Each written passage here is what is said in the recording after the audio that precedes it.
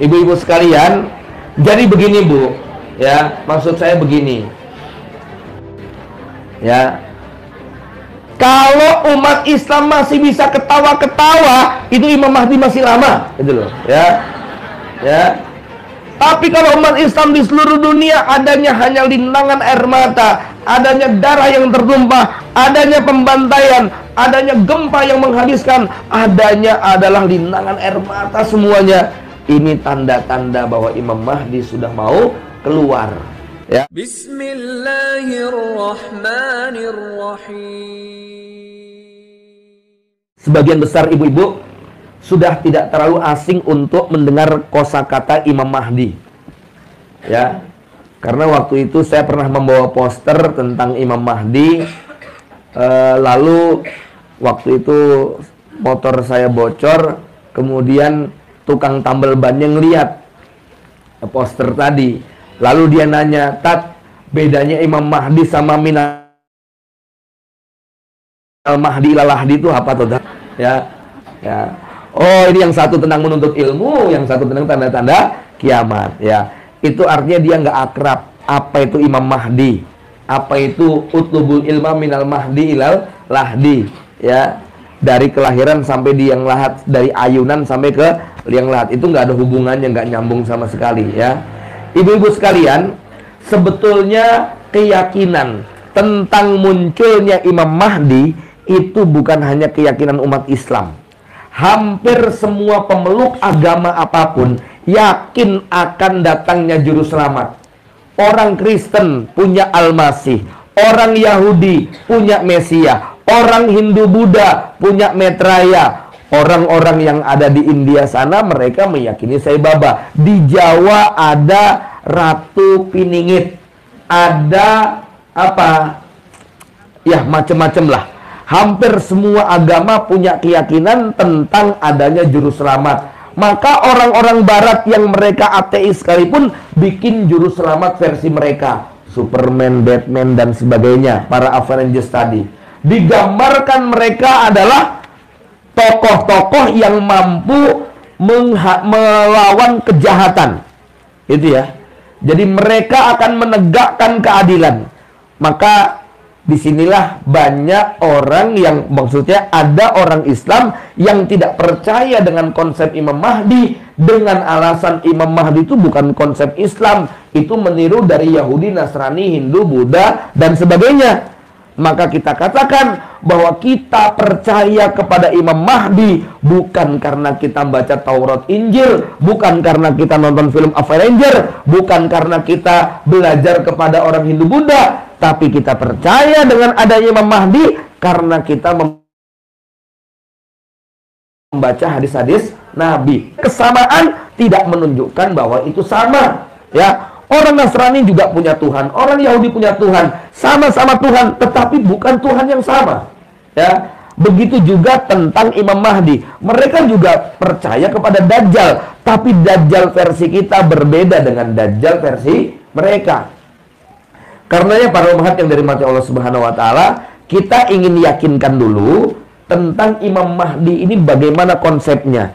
Jadi begini, salah satu dari bentuk keadilan Allah Subhanahu wa taala adalah Allah mengutus para nabi dan rasul kepada seluruh umat manusia, ya.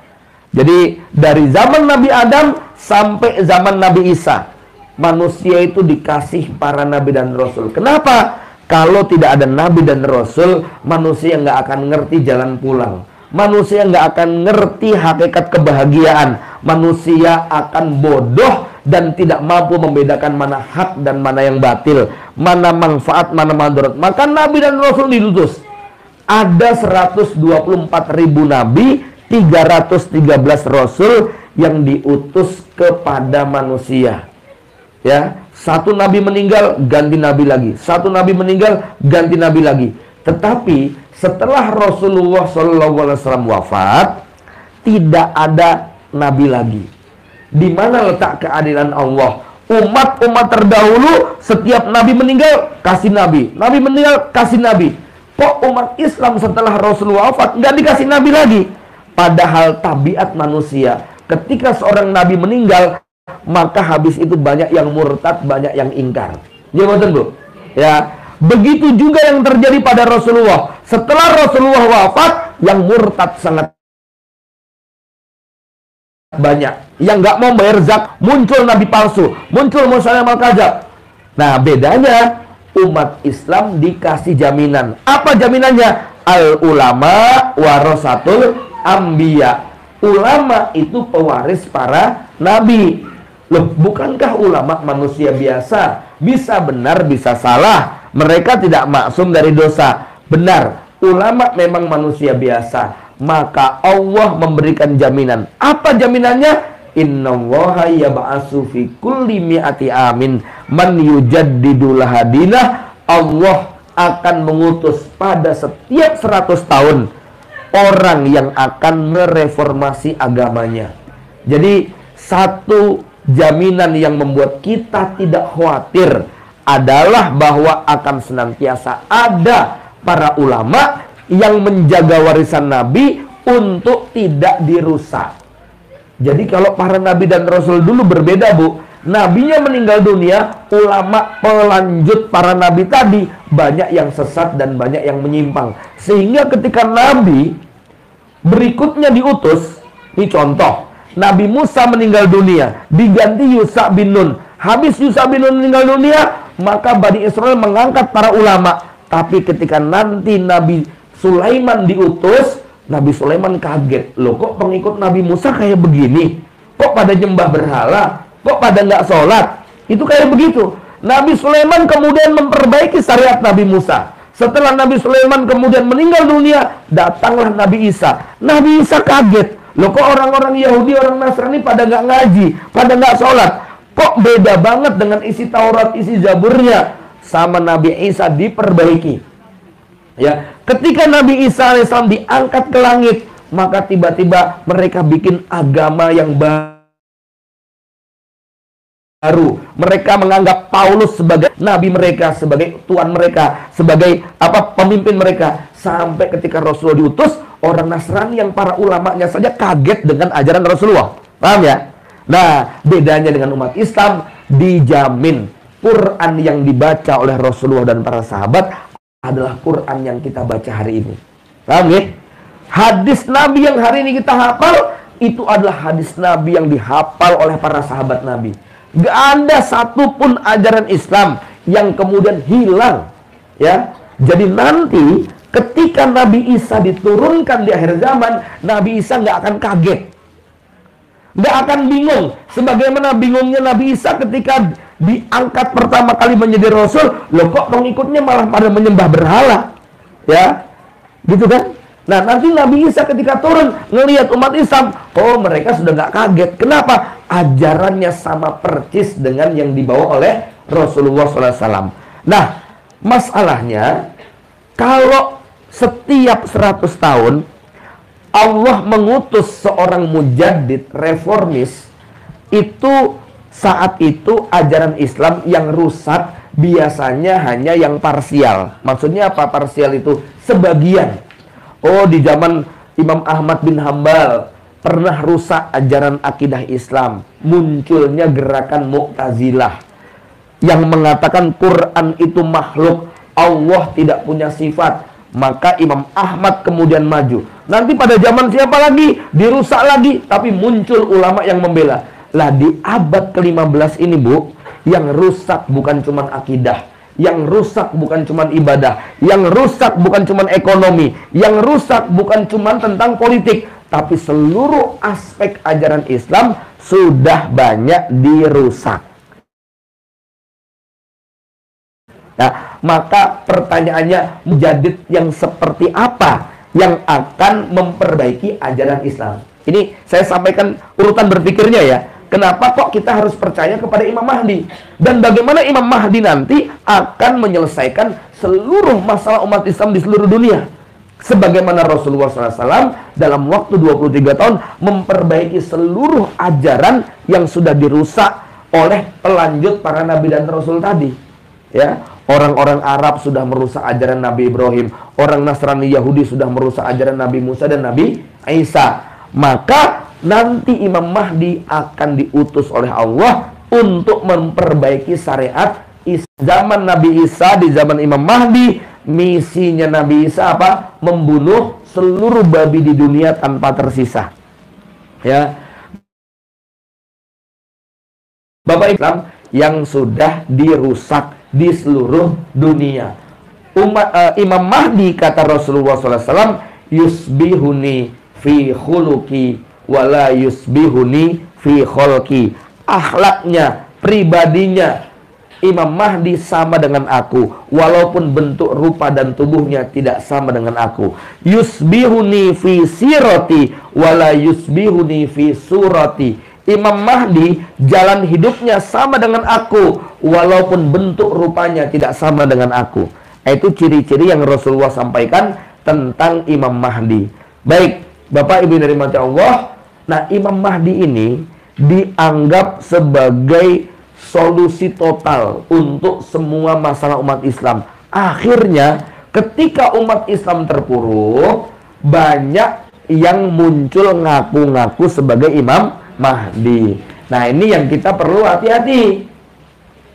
Kenapa? Dari zaman Nabi, dari setelah wafatnya Nabi sampai detik ini sudah lebih dari 20 Imam Mahdi palsu yang mengikrarkan diri, dibaiat di Mekah. Jadi berangkat umroh terus dibaiat, lalu mengatakan saya adalah Imam Mahdi.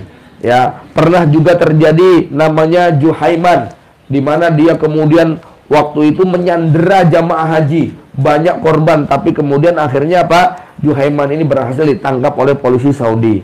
Kemudian ada juga Imam Mahdi di Pakistan hari ini, ya, yang juga lagi populer. Bahkan kemarin saya kedatangan utusannya, ya, ngajak untuk baiat begitu kan, ya. Ayo kita tengok ke Pakistan Ustaz, begitu. Imam Mahdinya nih luar biasa. Saya dikasih buku mimpi-mimpinya Imam Mahdi. Dia sudah bermimpi dari begitu banyak ya peristiwa, ya, dan sampai sekarang Imam Mahdi masih jomblo, belum punya istri.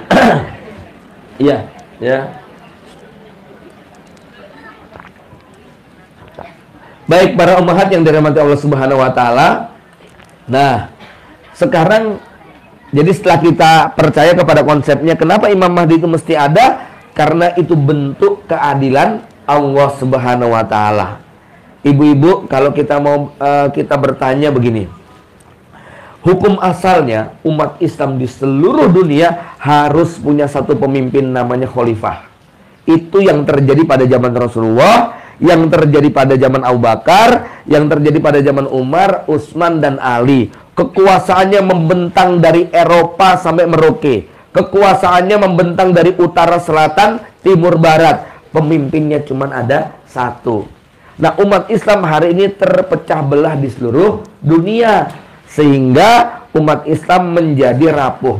Maka salah satu yang dijanjikan Rasulullah, nanti Allah akan memunculkan anak cucuku namanya Muhammad bin Abdullah yang akan memenuhi dunia dengan keadilan, karena sebelumnya dunia diisi dengan kecurangan dan ketidakadilan. Jadi kata Rasulullah, yamla'ul ardo kiston wa adlan. Dia akan memenuhi bumi dengan keadilan dan kemerataan. Bukan cuma keadilan, Bu, tapi kemerataan. Ya, apakah bedanya kiston wa adlan, adil dan merata? Adil dan merata tuh begini, ya. Kalau misalnya dalam Islam ya, jenengan punya lahan di sekitar sumber mata air. Mata airnya berada di puncak gunung, tetapi sumbernya tidak banyak. Maka keadilan menurut Rasulullah adalah yang berhak mendapatkan mata air tadi adalah pemilik tanah di sekitar mata air. Ya, sampai sebatas mata kaki. Kalau lebih dari mata kaki, baru ditumpahkan ke sebelahnya. Kalau yang di bawah nggak kebagian, nggak apa-apa. Itulah keadilan. Bukan berarti kemudian dibagi rata. Paham ya? Tetapi apa? Yang paling terdekat itu siapa? Ini konsep keadilan. Tetapi kalau merata, semuanya dapat. Ya. Yang disebut adil, itu misalnya saya adalah sebagai gubernur di Jawa Tengah misalnya, maka saya cukup mengurusi yang di Jawa Tengah. Mau yang di Jawa Barat ada yang miskin, susah, menderita, ya itu bukan tanggung jawab saya. Wong saya bukan gubernurnya, kan begitu. Ya. Nah, tetapi kalau merata, bukan cuma Jawa Tengah, sampai seluruh Indonesia kebagian. Nah, Imam Mahdi bukan cuma menegakkan keadilan, tapi juga apa? Kemerataan. Ini ya, yang hari ini jangankan kok merata, adil saja kita belum mendapatkan. Kan begitu. Hari ini adil menjadi buronan paling langka. Ya, di mana-mana orang berburu keadilan yang tidak mereka dapatkan. Nah, besok Imam Mahdi sampai pada level membuat orang-orang yang punya harta kebingungan untuk mensedekahkannya. Sampai manusia sudah tidak ada lagi yang mau menerima sedekah. Keadilannya, kemerataannya bukan hanya pada masalah harta, sampai kepada masalah hati nurani, sampai kepada masalah jiwa kita. Ya, ibu-ibu, seandainya ibu-ibu semua ini adalah para miliarder yang tabungannya miliaran, terus saya bawa duit 20 miliar saya sebar, kira-kira masih rebutan nggak? Yang benar. Ya, seandainya ibu tabungannya 1 miliar, saya bawa duit 20 miliar saya sebar, masih rebutan nggak? Masih. Ya, nggak percaya saya. Ibu tahu nggak, orang terkaya di dunia hari ini kerjaannya apa? Cari uang, gitu loh. Ya, pekerjaan orang paling kaya di dunia itu cari duit, gitu loh. Ya, apalagi yang nggak kaya, gitu kan? Ya.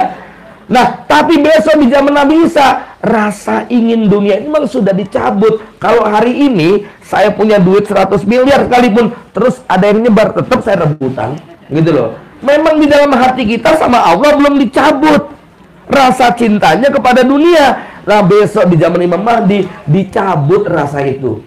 Sudah. Mau ngapa sih? Wong bentar lagi kiamat. Gitu loh ya. Ngopot numpuk-numpuk duit, gitu ya. Paham ya? Makanya ketika orang-orang kaya itu mengelilingkan emasnya, emas batangan ditawar, nggak ada yang mau lagi. Buat apa? Kita sudah cukup kayak gini. Bukan hanya itu. Bahkan kata Rasulullah, kakol bi rajulin wahid, kita ini sudah seperti kakak adik, bahkan lebih akrab daripada kakak adik. Sudah nggak ada iri dan dengki. Kalau sekarang ibu-ibu nih ngajinya sama, kerudungnya mungkin boleh sama, tapi hatinya kayak apa coba? Ya, siapa yang bisa nebak? Ya, hasad dengki masih ada nggak? Pasti masih ada. Nggak mungkin hilang, begitu kan? Ya. Ini misalnya berangkat ke sini 5 bus, ada yang 1 bis bayarnya 200, yang lainnya 90. Kira-kira yang 200 pada iri nggak? Kok mahal banget kita? Itu contoh ya, bahwa selama ini fitnah ini belum bisa kita cabut, karena memang Allah masih izinkan fitnah itu dalam hati kita. Tapi besok di zaman Imam Mahdi dicabut sama Allah. Bukan cuman itu, Bu. Bukan cuman itu. Ya, bahkan dengan binatang itu juga oleh Allah dicabut rasa dendam dan permusuhan. Sampai kata Rasulullah, ada anak kecil bermain dengan ular.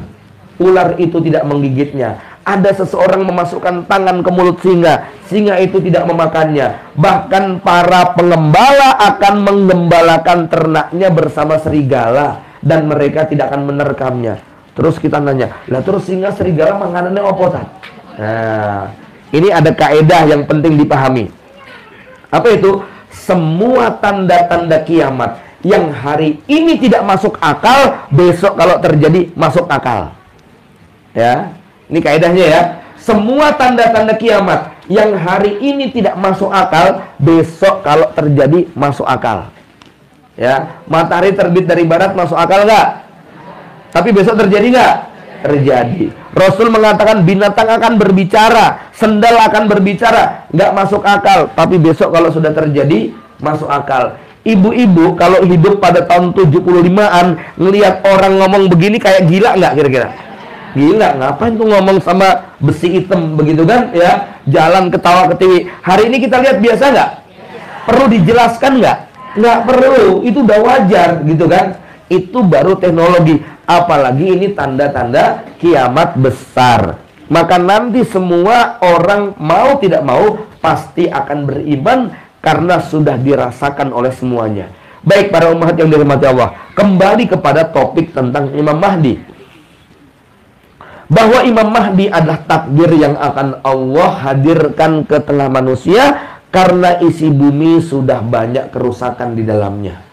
Ya, pertanyaannya, apa ciri tanda tentang kemunculan Imam Mahdi?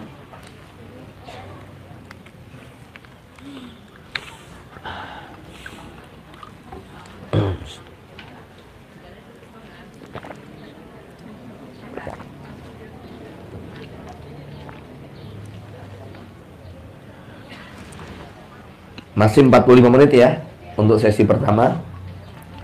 Jamaah rahimakumullah, ada 3 tanda utama tentang Imam Mahdi.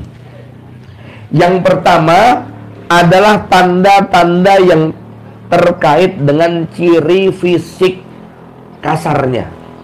Ya.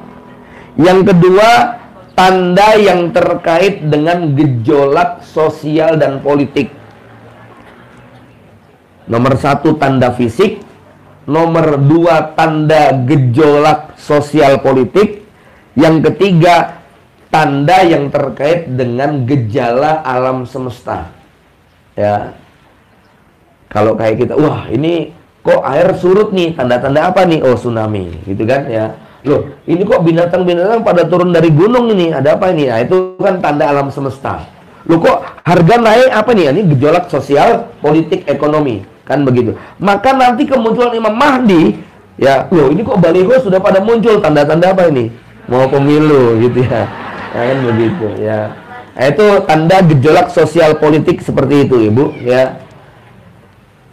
Jadi kalau dulu itu dongeng selalu dimulai dengan kalimat pada zaman dahulu, ya. Kalau sekarang dongeng berbeda. Nanti kalau saya jadi. Nah, itu perbedaan dongeng dulu dengan dongeng sekarang, ya, ya. Tapi sama-sama dongeng, gitu loh, ya, ya. Para umat yang dirahmati Allah, yang pertama adalah tanda fisik. Tanda fisiknya disebutkan dalam beberapa riwayat. Nah ini, ya, Ibu bisa lihat kurikulum vitae-nya Imam Mahdi, ya. Namanya siapa? Muhammad bin Abdullah Al-Alawi Al-Fatimi Al-Hasani Al-Quraisy. Jadi mbahnya adalah Rasulullah, anak dari Hasan. Hasan anak dari Ali bin Abi Thalib yang ibunya bernama Fatimah. Fatimah putri Rasulullah SAW. Jadi dia adalah Alawiyah, keturunan Ali bin Abi Thalib, ya. Jadi kalau apa namanya, memang Rasulullah nggak punya keturunan kalau nasab itu dihitung laki-laki, gitu ya. Bapak Ibu yang dirahmati Allah, ini keyakinan kita Ahlus Sunnah. Kalau Syiah meyakini Imam Mahdi keturunan Husain. Kalau Ahlus Sunnah meyakini Imam Mahdi keturunan Hasan. Ya, yang benar bagaimana? Dari jalur ibu larinya ke Husain. Tapi dari jalur bapak larinya ke Hasan, gitu ya. Maka jatuhnya kepada Fatimah semuanya. Inilah Imam Mahdi Ahlus Sunnah wal Jamaah. Kenapa kok kepada Hasan? Salah satu hikmahnya menurut para ulama, Imam Mahdi itu keturunan Hasan sebagai bentuk balasan Allah kepada Imam Hasan bin Ali yang waktu itu ngalah, menyerahkan kekhilafahan kepada Muawiyah bin Abi Sufyan. Karena kita tahu Ali bin Abi Thalib dengan Muawiyah berperang dalam perang Siffin, korbannya puluhan ribu. Setelah Ali bin Abi Thalib wafat karena dibunuh oleh Abdurrahman bin Muljam, Hasan bin Ali diangkat. Tetapi Hasan bin Ali melihat kalau beliau jadi khalifah pasti berantem terus. Akhirnya Hasan bin Ali ngalah. Kursi kepresiden kekhilafahannya diserahkan kepada Muawiyah. Maka pada tahun ke-41 Hijriyah disebut sebagai tahun berjamaah. Karena khalifahnya cuma ada satu, yaitu Muawiyah bin Abi Sufyan. Berkat ngalahnya Hasan, maka tidak ada pertumpahan darah. Muawiyah bin Abi Sufyan radhiyallahu anhu berkuasa selama lebih dari 21 tahun, tidak ada darah umat Islam yang tumpah. Ya, itu berkat apa? Berkat Imam Hasan bin Ali ngalah. Bagaimana dengan Husain? Husain justru ingin merebut kekuasaan. Maka Husain terbunuh di padang Karbala. Karena apa? Terbujuk oleh keinginan penduduk Karbala, ayo datang ke sini, nanti kamu akan tak baiat jadi khalifah. Waktu itu sahabat Husain sudah dinasihati, jangan, bapak kamu sudah ketipu sama orang Kufah. Orang Irak itu banyak penipunya. Ya, orang Kufah itu di Irak ya hari ini ya. Nah ini bapak kamu sudah ketipu, kalau kamu ke sana nanti kamu ketipu lagi. Enggak, mereka baik-baik. Ternyata ketika Husain ke sana bukan menerima baiat, justru dikepung dan akhirnya terjadilah pembantaian di padang Karbala. Jadi ini salah satu hikmah kenapa Imam Mahdi keturunan Hasan, maka ganti dari ngalahnya Imam Hasan, cucunya Imam Hasan diangkat menjadi khalifah di akhir zaman. Bisa dipahami ya? Kewarganegaraannya penduduk Madinah. Ya. Ciri fisiknya pemuda yang usianya sekitar 40 tahun, warna kulitnya coklat, hidungnya mancung, dahinya lebar, bagian tengahnya agak cembung dan indah dilihat, gigi serinya terlihat indah, jenggotnya tebal, postur tubuhnya tegap. Pria yang memiliki sedikit daging, nggak terlalu gemuk, juga nggak terlalu kurus, ya. Namanya Muhammad bin Abdillah, jenggotnya lebat, dahinya lebar. Ibu-ibu, kira-kira kalau ke Mekah nyari orang kayak gini ada berapa jumlahnya? Nah, mesti nyari orang Arab hidung mancung dahi lebar, rata-rata emang kayak begitu. Nama Muhammad di Arab ada berapa ribu? Ya, banyak sekali. Nah, maka kalau kita nyari secara fisik kemungkinan keliru. Ya, waktu kemunculannya setelah wafatnya seorang khalifah kaum muslimin. Khalifah di sini bisa berarti kepala negara, yaitu setelah wafatnya Raja Arab atau Raja Saudi hari ini. Ya, nah inilah tanda sosial politiknya. Kapan munculnya? Setelah sang raja meninggal, lalu terjadi perebutan kekuasaan yang dilakukan oleh 3 putra mahkota. Maka ibu-ibu sekalian, ini salah satu perdebatan tentang munculnya Imam Mahdi. Ketika dulu Raja Fahad bin Abdullah kayaknya mau meninggal ini. Wah, nanti terjadi perebutan. Oh, ternyata setelah Raja Fahad meninggal, Raja Abdullah berkuasa baik-baik aja, nggak ada perebutan kekuasaan. Oh, ntar nih Raja Abdullah meninggal, nanti terjadi perebutan kekuasaan. Raja Abdullah meninggal diganti dengan Pangeran Salman, dengan Raja Salman. Aman-aman aja. Oh enggak, nanti nih Salman nih, ya. Kayaknya habis Salman meninggal. Nah, ini memang isunya agak paling kuat ketika Salman ini. Kenapa? Karena memang hari ini Saudi dipimpin memang oleh Raja Salman, tapi yang berkuasa siapa? Muhammad bin Salman, anaknya, yang merubah wajah Saudi menjadi sekuler, ya, mendirikan bioskop banyak, mendirikan pusat hiburan, mendirikan pusat permainan, mendirikan sampai kemudian membuat kebijakan-kebijakan yang tidak pernah dilakukan oleh raja-raja Saudi sebelumnya. Perempuan boleh bekerja, bahkan di banyak daerah sudah banyak perempuan Saudi yang tidak kerudungan, ya. Perempuan boleh nyupir, padahal sebelumnya tidak diizinkan. Nah, ini perubahan-perubahan yang terjadi. Bahkan yang paling fantastis, Raja Muhammad bin Salman bikin kota baru namanya Neom. Itu ya, ibu-ibu nanti bisa klik tuh. Ngeri sekali kota Neom ini nantinya ya. Udah betul-betul jadi kota yang tingginya 500 meter kaca, panjangnya 170 km ya. Tingginya 200 meter, lebarnya 500 meter, sepanjang 170 km. Wah, ini kotanya kalau ibu lihat di videonya mengerikan sekali bentuk kotanya ya. Nah, ini menurut analisa ini, bukan menurut hadis ya. Kalau nanti sang raja meninggal, maka akan ada 3 putra mahkota yang rebutan kekuasaan. Ya. Tetapi kata Rasulullah, summa la yasiru ila ahadin. Tidak ada satupun yang kemudian berhasil menguasai Arab. Lalu muncul seorang laki-laki anak keturunanku yang dia nanti akan dibaiat. Dia akan didukung oleh penduduk timur. Ya, dari Khurasan. Khurasan itu sekarang di mana, Bu? Di Afghanistan. Ya, sekitar Afghanistan itu wilayah Khurasan. Maka kata Rasulullah, fa idza ra'aitumuh, kalau kamu sudah melihat mereka, sudah melihat dia Muhammad bin Abdullah, fabayihu walau habwan ala salji, maka berbaiatlah walaupun harus merangkak di atas salju. Ya, tempat kemunculannya pertama kali di Madinah, kemudian dia lari ke Mekah. Ya, jadi begini, setelah sang raja Saudi ini meninggal, maka Arab nanti akan terjadi kekacauan. Akhirnya Imam Mahdi ini tadinya di Mekah lari ke Mekah, tadinya di Madinah lari ke Mekah. Ya, kemudian di Mekah ini merasa nggak aman, balik lagi ke Madinah. Nah, pada saat itu ibu-ibu sekalian, jadi tadi ya, tanda fisik nampaknya kita berat untuk mencarinya. Tanda sosial politik hanya orang-orang tertentu yang memahaminya. Menurut riwayat ada sekitar 7 orang ulama yang datang dari berbagai penjuru dunia tanpa ada janjian sebelumnya. Mereka ketemu di Mekah lalu terjadi diskusi. Ini kayaknya wes wayahe, gitu loh ya. Ayo kita cari orang itu. Akhirnya 7 orang ini mencari siapa yang namanya Muhammad bin Abdullah.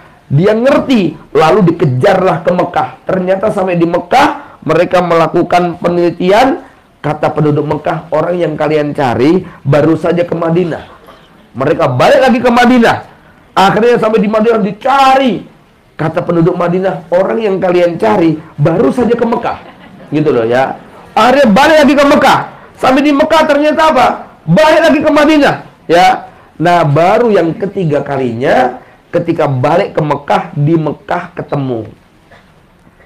Akhirnya ditangkap Imam Mahdi. Ya, Imam Muhammad bin Abdullah ini ditangkap. Oleh siapa? Oleh 7 orang ini. 7 orang ini mengatakan begini. Nama kamu Muhammad kan? Ya. Bapak kamu Abdullah kan? Kamu keturunan Quraisy kan? Ya. Kami sudah mengamati kamu selama sekian waktu. Kami tidak ragu lagi bahwa kamu adalah yang dimaksudkan oleh Rasulullah SAW. Serahkan tanganmu, bentangkan kepada kami, kami akan angkat engkau sebagai khalifah. Ya, Imam Mahdi ini ketakutan. Namaku memang Abdul Muhammad, bapakku Abdullah, tapi bukan aku yang kalian cari. Ya, enggak, kami yakin kamu adalah orangnya. Ya, jadi begini Bu, Imam Mahdi itu bukan presiden, Imam Mahdi itu bukan panglima perang, Imam Mahdi itu bukan ahli politik, bukan orang kaya, bukan banyak pengikutnya, bukan tokoh ulama. Imam Mahdi itu seorang pelajar biasa, nggak punya keahlian apa-apa. Kata Imam Ibnu Katsir, beliau itu orang soleh, tetapi apa? Bukan muslih. Ya, ini bukan kalimat Ibnu Katsir ya. Kemudian oleh Allah diislah dalam waktu 1 hari. Jadi begini Bu, ya, terbayang nggak seorang laki-laki yang tidak punya keahlian politik, tidak punya keahlian ekonomi, nggak bisa memimpin negara, nggak bisa memimpin perang, nggak punya pasukan tempur, kok tiba-tiba diangkat menjadi khalifah seluruh dunia? Gimana kira-kira perasaannya? Takutnya luar biasa, bingungnya luar biasa. Nah, tapi akhirnya 7 orang ini memaksa. Demi Allah, kalau kamu tidak mau membentangkan tanganmu, maka semua darah umat Islam yang tertumpah menjadi tanggung jawabmu. Akhirnya Imam Mahdi nyerah, dibawa Imam Mahdi di samping makom Ibrahim, kemudian di sana dibaiat. Dalam kondisi ketakutan, dalam kondisi tegang, Imam Mahdi kemudian dibaiat oleh sekitar 7 orang ini yang kemudian berbondong-bondong, ada 313 datang untuk berbaiat setelah isunya Imam Mahdi ini muncul. Ya. Apa yang terjadi? Malam itu juga Imam Mahdi tidur. Dan ketika tidur oleh Allah diinstal. Ya. Wa innallaha sayuslihuhu fi lailatin. Allah menginstal Imam Mahdi hanya dalam waktu 1 malam. Yang tadinya bukan pakar ekonomi, bangun pagi jadi ahli ekonomi dunia. Yang tadinya nggak bisa memimpin perang, pagi harinya langsung jadi panglima perang. Yang tadinya bukan kepala negara, pagi itu juga punya kapasitas sebagai seorang negarawan. Yang tadinya bukan seorang pemimpin pasukan, pagi itu jadi panglima perang. Jadi Allah mengislah Imam Mahdi nggak pakai sekolah, gitu ya. Jadi inilah makna, jadi ini rahasia. Kenapa kok Imam Mahdi bisa menyelesaikan masalah apapun yang dihadapi oleh umat Islam di seluruh dunia. Kalau hari ini Bu, kita punya problem ekonomi, politik, datang ke ulama, ke yai, jawabannya apa? Wallahu a'lam bishawab, gitu loh ya. Semua sahabat Nabi yang datang kepada Rasulullah, problem masalah apapun yang dihadapi, sama Nabi langsung dapat solusi nggak? Pasti langsung. Bukan cuma teori, tapi langsung bisa dipraktekkan. Nah, Imam Mahdi nanti juga demikian. Problem apapun masalah di seluruh dunia, datang ke Imam Mahdi, langsung ada jawabannya. Nah, ini akidah tentang Imam Mahdi seperti itu. Jadi kalau hari ini ada orang ngaku Imam Mahdi, ayo baiat saya. Kebalik, Imam Mahdi justru nggak mau dibaiat. Imam Mahdi itu nggak terkenal. Imam Mahdi nggak punya pengikut. Imam Mahdi nggak punya anak buah. Imam Mahdi bukan ulama hebat. Imam Mahdi seorang pemuda biasa, tetapi ciri-cirinya diketahui oleh sejumlah orang soleh yang akhirnya dibaiat di Mekah, ya. Lalu kemudian Allah menginstal. Instal itu bahasa Arabnya islah, ya. Wa innallaha sayuslihuhu fi lailatin.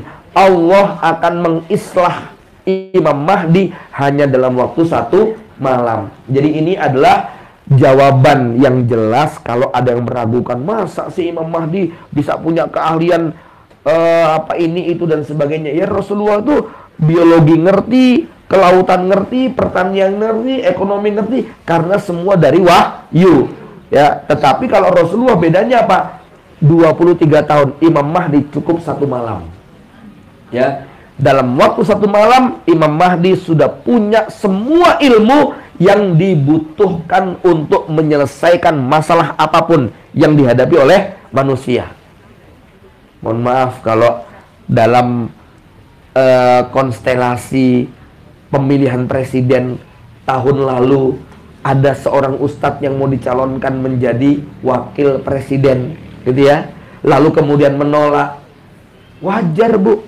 Ustadz itu setinggi apapun ilmunya bukan politisi. Ya enggak? Enggak cukup para ulama untuk menjadi presiden. Makanya Umar bin Khattab ketika mengangkat para pejabat dalam pembangunan kota baru di Ustadz, bukan ustadz, bukan ulama, bukan kiai yang diangkat. Siapa? Para administrator, politisi ulung yang ngerti bagaimana cara bermainnya. Gitu loh ya. Umar bin Khattab kenapa menurunkan Khalid bin Walid yang diangkat Muawiyah bin Abi Sufyan. Muawiyah itu seorang manajer konflik paling hebat, gitu kan. Negeri Syam ini multi etnis, masyarakatnya nggak bisa dipaksa pakai pedang, dikit-dikit pedang, berantem semuanya, ya. Tapi Muawiyah bin Abi Sufyan itu seorang manajer konflik yang luar biasa. 21 tahun memerintah, nggak ada pertumpahan darah. Ketika Muawiyah ditanya, kok Anda beda dengan Ali bin Abi Thalib ya? Ali bin Abi Thalib itu apa-apa pakai pedang, begitu kan? Kok Anda apa-apa pakai uang? Kata Muawiyah apa? Darah umat Islam itu mahal. Kalau mereka bisa aku jinakkan pakai uang, kenapa harus pakai pedang? Nah, money politik itu penting, gitu ya. Loh iya, ya. Kalau bisa dijinakkan pakai uang, kenapa harus pakai pedang? Ini strateginya Muawiyah bin Abi Sufyan yang luar biasa, kan semacam itu, ya. Umat Islam itu nilainya lebih baik daripada dunia dan seisinya, ya enggak? Satu darah umat Islam yang tumpah, itu kata Allah, ya, lebih mahal daripada Mekah diratakan dengan tanah. Gitu, ya. Maka Muawiyah menghargai betul nilai nyawa seorang muslim, macam seperti itu. Nah, ini contoh ya. Jadi, Masya Allah, Imam Mahdi tadinya bukan politisi, bukan ulama, bukan negarawan, diislah oleh Allah dalam waktu 1 malam. Maka pagi harinya sudah siap menjadi panglima perang, sudah siap menjadi kepala negara, sudah siap menjadi politisi, sudah siap menjadi ekonomi, ya, pakar ekonomi, dan semua pakar itu berkumpul pada sosok yang namanya Imam Mahdi. Bapak Ibu yang dirahmati Allah Subhanahu wa taala, ya, kalau Ustadz ngurusi tambang minyak batu bara bisa nggak? Nggak bisa. Nah, Imam Mahdi bisa, gitu loh. Ya, ini yang saya maksud ya, karena memang ini butuh keahlian yang luar biasa. Bukan cuma level lokal Indonesia, seluruh dunia itu nanti akan dikelola oleh Imam Mahdi. Ya, nah ibu-ibu sekalian, baru kemudian yang ketiga, tanda alam semesta. Kalau tanda 1 dan tanda 2, kita orang Indonesia nggak ngerti bener nggak sih Imam Mahdi, gitu kan? Ya. Nah, tapi ada tanda yang ketiga. Tanda ketiga itu apa? Ketika isu Imam Mahdi dibaiat di Mekah, itu sampai kepada seorang diktator yang ada di Syam, namanya dalam riwayat adalah As-Sufyani, maka As-Sufyani segera mengirim pasukan. Untuk apa? Untuk menghabisi Muhammad bin Abdullah dan 313 pasukannya. Ya, akhirnya para agen-agen mereka diberangkatkan ke Mekah. Lalu terjadilah peperangan antara pasukan Imam Mahdi yang hanya 313 pasukan melawan utusan Raja Syam tadi. Namun ternyata apa? Utusan ini, pasukan detasmennya ini, itu berhasil dikalahkan semua oleh 313 pasukan Imam Mahdi, sebagaimana 1000 pasukan Badar dikalahkan oleh 313 sahabat Rasulullah SAW. Paham nggih?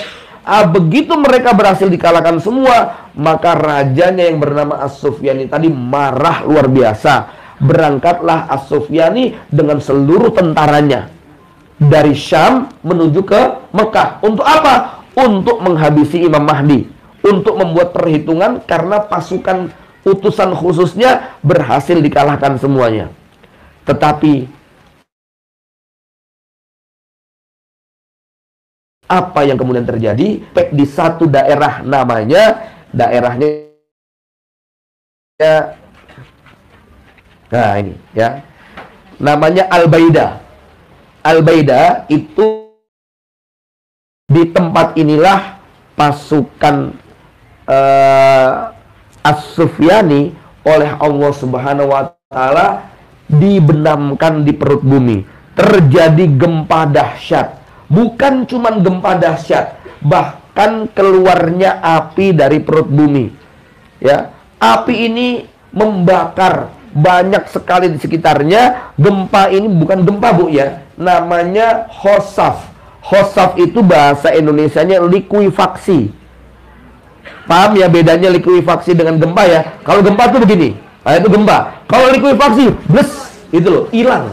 Itu kan ambles namanya, bumi ambles, itu bahasa Arabnya khosaf, ya. Nah, kalau gempa bahasa Arabnya zalzalah, ya. Surat Iza zulzilatil ardu zilzalaha, itu goncang, gempa. Tapi kalau khosaf, ya, khosaf itu artinya bumi terbenam.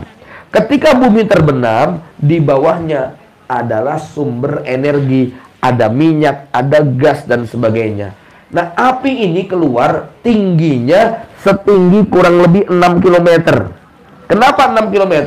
Rasulullah SAW bersabda, la taqumus sa'ah hatta tahruja narun min ardil hijazi tudi'u a'naqal ibil bibusra. Kiamat tidak akan terjadi sampai apa? Sampai keluar api di bumi Hijaz, yang api itu bisa menyinari onta-onta yang ada di Damaskus.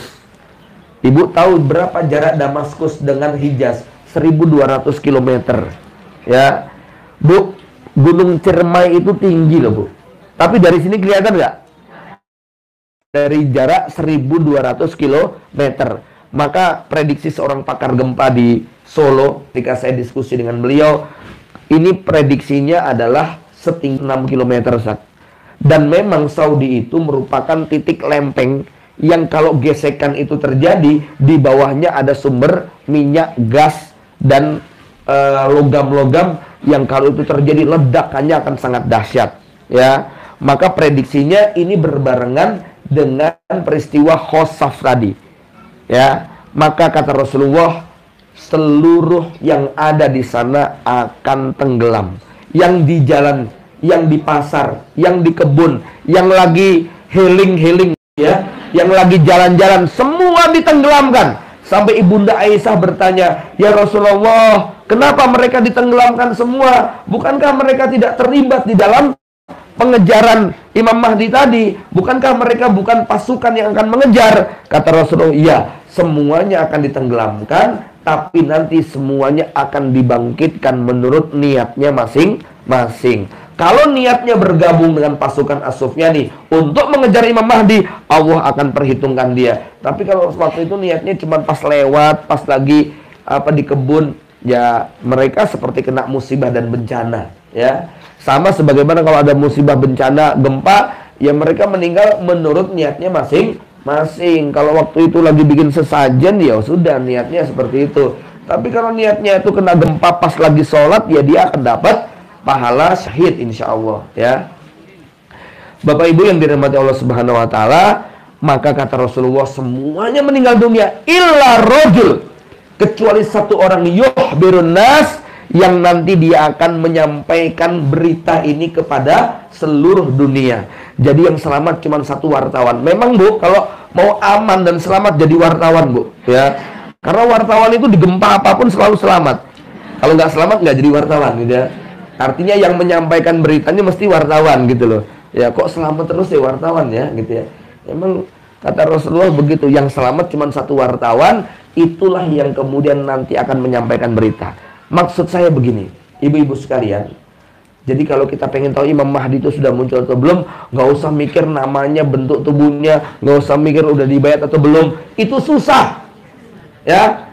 Yang paling mudah untuk kita pahami, kalau nanti ibu-ibu semua mendengar berita heboh menggemparkan bahwa di Saudi terjadi gempa dahsyat yang menenggelamkan ribuan, puluhan ribu, bahkan mungkin ratusan ribu jiwa. Kok bisa mati bersama, hilang tenggelam di sana? Ini kayaknya sudah wayai. Sudah tanda yang final, sudah tanda yang valid bahwa Imam Mahdi memang sudah muncul. Kemudian apalagi tandanya? Tandanya adalah munculnya bintang berekor, munculnya meteor yang menghantam bumi. Ya, kenapa?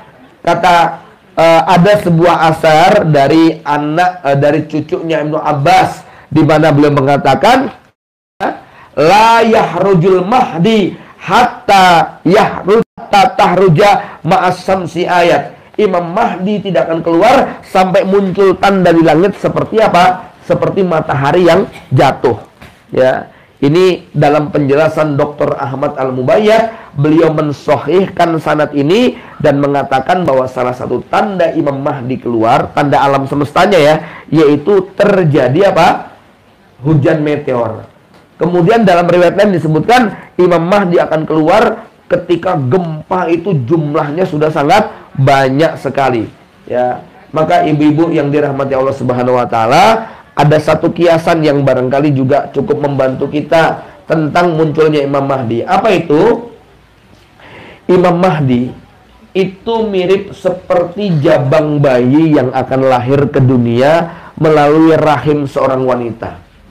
Ya, lazimnya jabang bayi yang lahir, maka wanita yang akan melahirkan bayi tadi pasti akan mengalami kontraksi, akan mengalami goncangan, ya. Kalau pembukaan satu, kontraksinya gimana, Bu?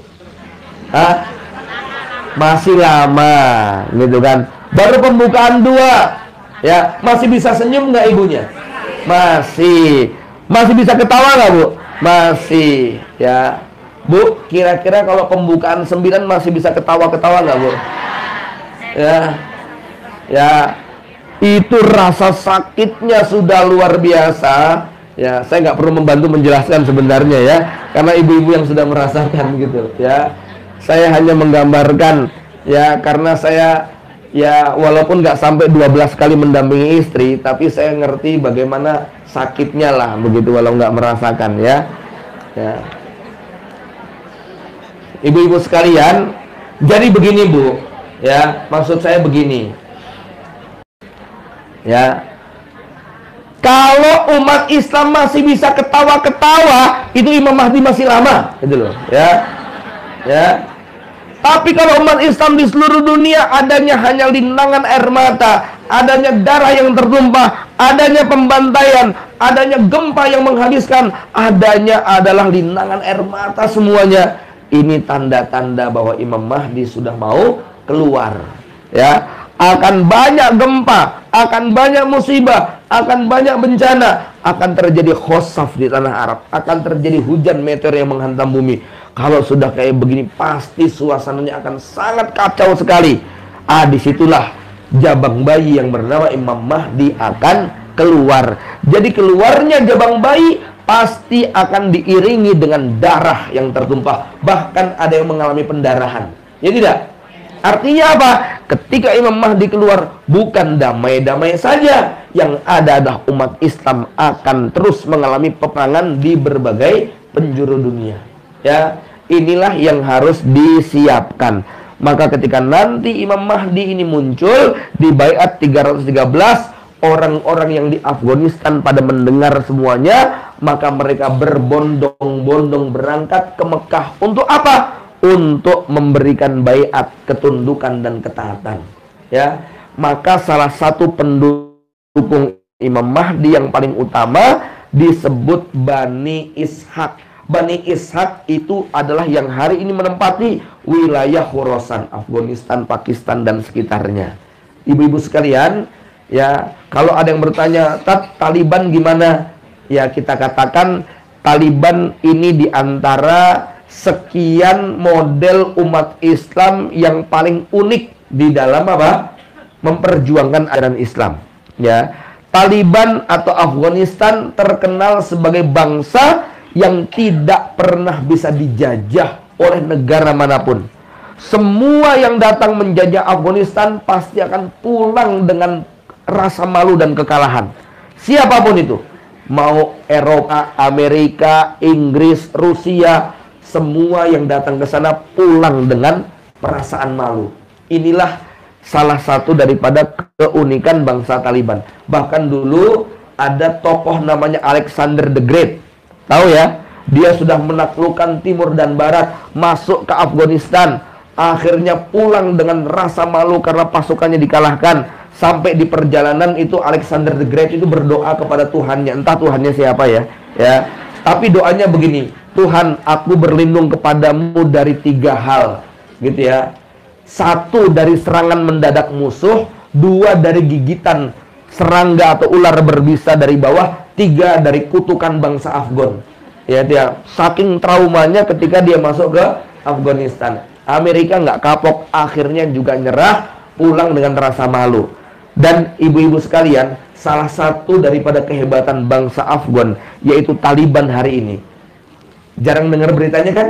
Ya, ada yang menarik ibu-ibu sekalian. Apa itu? Hari ini Taliban berkuasa, tetapi Taliban memaafkan semua musuh politiknya. Nggak ada lagi yang dimusuhi. Juru bicaranya mengatakan begini, dulu memang mereka lawan kami, tapi hari ini mereka rakyat kami. Mereka wajib untuk menerima keadilan kami. Bu, negara manapun Bu, kalau sebuah tokoh politik itu menang, biasanya dia cenderung untuk menghabisi lawan politiknya. Ya tidak? Ya, mesti kayak gitu. Ada diskriminatif. Ya, yang ikut pasti akan dibela, yang melawan pasti akan dihabisi. Taliban tidak demikian. Semua rakyatnya, baik itu musuh politiknya maupun orang Taliban, semua mendapatkan keadilan. Makanya hari ini perangnya Taliban bukan dengan rakyat. Perangnya Taliban hari ini dengan Iran. Gara-gara apa? Rebutan sungai.